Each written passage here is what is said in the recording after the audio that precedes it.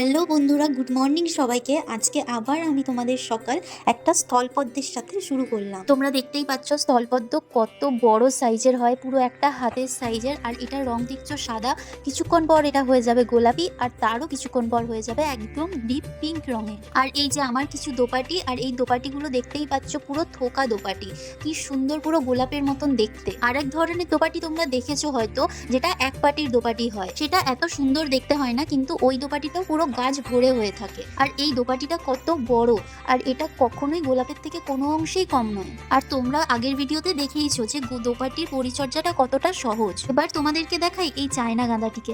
দেখতেই পাচ্ছ এটা হলুদ রঙের একটি চায়না গাঁদা, যেটা কমলা রঙেরও হয়ে থাকে আর বিভিন্ন রঙেরই হয়ে থাকে। তোমরা এইটাকে সাধারণত পার্কে দেখতে পাবে।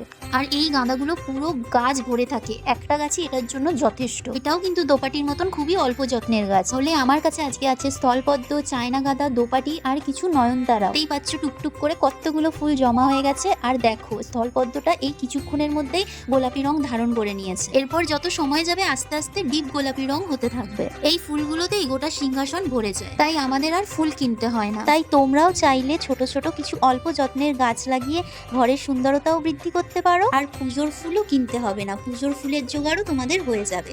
ওকে, বাই বাই, দেখাবে পরের ভিডিওতে।